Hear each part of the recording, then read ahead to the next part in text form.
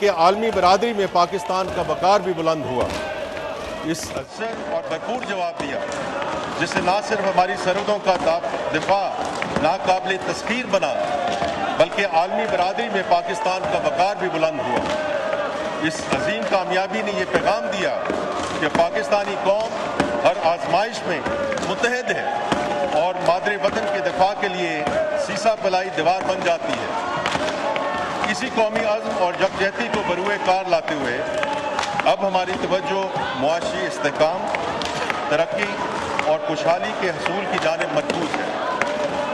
ہم نے جس جذبے سے قومی سلامتی کو مضبوط بنیادوں پر استوار کیا ہے، اسی خلوص اور حوصلے کے ساتھ ہمیں اپنی معیشت کو مستحکم اور عوام کی فلاح کو یقینی بنانا ہے۔ ہم نے پچھلے لگ بھگ سوا ایک سال کے دوران قومی اتحاد اور عزم کے جذبے کے ساتھ معاشی بحالی، اصلاحات اور ترقی کا سفر کامیابی سے طے کیا ہے، اور معاشی اصلاحات، مالیاتی نظم و ضبط اور ترقیاتی منصوبہ بندی کو یکجا کرتے ہوئے نہ صرف معیشت کو استحکام بخشا ہے بلکہ مستقبل کی بنیادیں بھی مضبوط کی۔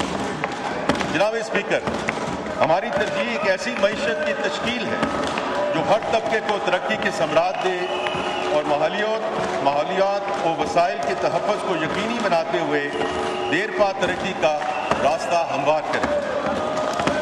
یہی ویژن ہمیں آگے بڑھاتا ہے، ایک ایسے پاکستان کی طرف جہاں ترقی ہر فرد کی دہلیز تک پہنچے اور قوم بحیثیت مجموعی خوشحال ہو۔ راہ پہ قائم، خوشحالی دائم، یہی ہمارا حزب، ہماری حکمت علمی اور ہمارا نعرہ ہے۔ جناب اسپیکر، ہم نے گزشتہ سال معیشت کی بہتری کے لیے کئی اہم اقدامات کیے جن کے نتیجے میں مالی نظم و ضبط میں نمایاں بہتری آئی اور ہمیں کئی کامیابیاں حاصل ہوئیں۔ جن میں سے کچھ کا ذکر کرنا چاہوں گا۔ ان میں جی ڈی پی کے 2.4% کے برابر پرائمری سرپلس کا حصول، افراط زر میں نمایاں کمی 4.7%۔ یاد رہے کہ صرف 2 سال پہلے افراط زر کی شرح 29.2% تک پہنچ چکی تھی۔ پچھلے سال کے 1.7 ارب ڈالر خسارے کے مقابلے میں اس سال سرپلس کرنٹ اکاؤنٹ 1.5 ارب ڈالر متوقع۔ روپے کی قدر میں استحکام، ترسیلات زر موجودہ مالی سال کے پہلے 10 ماہ میں 31% اضافے کے ساتھ 31.2 ارب ڈالر تک پہنچ گئی۔ ہم پر امید ہیں کہ موجودہ مالی سال کے اختتام تک ترسیلات زر کا حجم 37 سے 38 ارب ڈالر تک پہنچ جائے گا انشاءاللہ۔ اسٹیٹ بینک کے زر مبادلے کے ذخائر میں 2 ارب ڈالر کا اضافہ ہو چکا ہے۔ موجودہ سال کے اختتام تک یہ ذخائر 14 ارب ڈالر تک پہنچ جائیں گے۔ جناب اسپیکر، اقتصادی بہتری کے لیے حکومت کو سخت فیصلے کرنے پڑے۔ پاکستان کے غیور عوام نے بھی متعدد قربانیاں دی جن کے مثبت نتائج سامنے آئے۔ ہماری میکرو اکنامک اسٹیبلائزیشن پروگرام کی کامیابی کو بین الاقوامی سطح پر تسلیم کیا گیا۔ گلوبل فائنینشیل ادارے، ریٹنگ ایجنسیز معیشت میں بہتری کی گواہی دے رہے ہیں۔ پی ڈبلیو سی کے مطابق کاروباری اداروں کے سربراہان کا معیشت میں بہتری پر اعتماد 49% سے بڑھ کر 83% تک پہنچ چکا ہے۔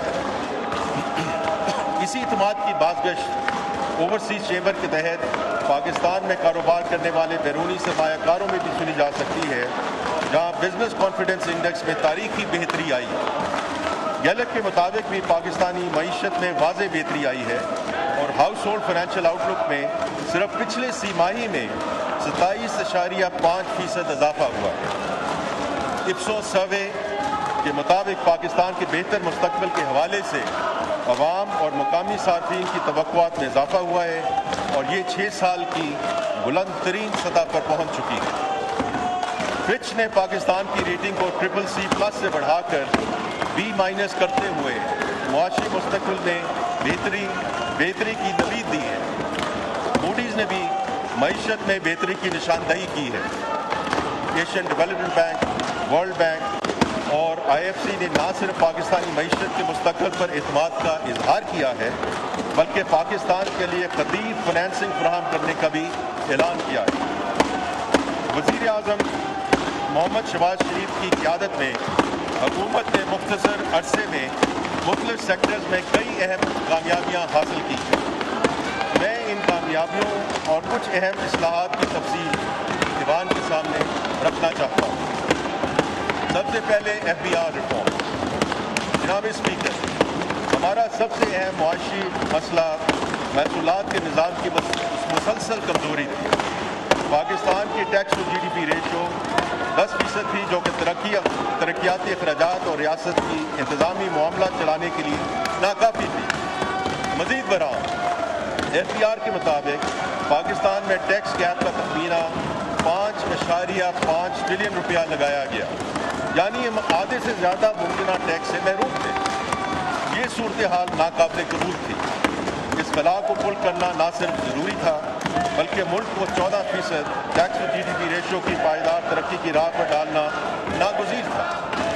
یہ بات روشن کی طرح یہاں ہو چکی تھی کہ FBR اس حل کا محض ایک حصہ نہیں بلکہ بنیاد ہے۔ FBR کو ٹرانسفارم کیے بغیر معیشت کو مستحکم کرنا اور قومی اہداف حاصل کرنا ممکن نہ تھا۔ اسی لیے وزیر اعظم کی سربراہی میں FBR ٹرانسفارمیشن پلان کا آغاز کیا گیا۔ People, process and technology. جناب اسپیکر، اس منصوبے کا محور ڈیجیٹل ٹرانسفارمیشن ہے۔ پاکستان میں پہلی مرتبہ معیشت اور ٹیکس نظام کے درمیان جامع ڈیجیٹل انٹیگریشن کا آغاز کیا گیا ہے۔ اس منصوبے کے تحت اٹھائے گئے اہم اقدامات میں ڈیجیٹل پروڈکشن ٹریکنگ کا آغاز چینی کے شعبے سے کیا گیا، جسے اب سیمنٹ، مشروبات، کھاد اور ٹیکسٹائل تک توسیع دی جا رہی ہے۔ بزنس ٹو بزنس لین دین کو دستاویزی شکل دینے کے لیے ملک گیر انوائسنگ کا اجرا، سیلز اور انکم ٹیکس کے لیے آرٹیفیشل انٹیلیجنس پر مبنی آڈٹ سلیکشن سسٹم، چاروں صوبوں میں پوائنٹ آف سیل نظام کی انٹیگریشن، اشیاء کی نقل و حمل پر نظر رکھنے کے لیے وے بلنگ، کسٹمز میں ملی بھگت کا ختم کرنے کے لیے فیس لیس آڈٹ نظام کا قیام، افسران کے لیے ڈیٹا کنٹرول یونٹ جو تمام ڈیٹا کی سینٹرلائز ویزیبلٹی فراہم کرے، اور جدید ٹیکنالوجی لانے کے مینڈیٹ کے ساتھ پرال بورڈ کی تشکیل نو ہو چکی ہے۔ جناب اسپیکر، ٹیکنالوجی کے ساتھ ساتھ ہم انسانی وسائل کی ترقی پر بھی بھرپور سرمایہ کاری کر رہے ہیں۔ آڈیٹرز کی کیپیسٹی بلڈنگ کے لیے نئی بھرتیاں کی گئی ہیں۔ شعبہ جاتی ماہرین اور آڈٹ مینٹورز کو کلیدی اکائیوں میں تعینات کیا گیا ہے تاکہ تربیت اور پیشہ ورانہ رہنمائی کے تسلسل برقرار رکھا جا سکے۔ افسران کو آڈٹ، قانون اور ڈیجیٹل مہارتوں پہ مبنی معظم تربیتی پروگرامز کے ذریعے اسکل کیا جا رہا ہے۔ پیچیدہ قانونی مقامات کی پیروی کے لیے صف اول کی قانونی فرموں کی خدمات حاصل کی جا رہی ہیں۔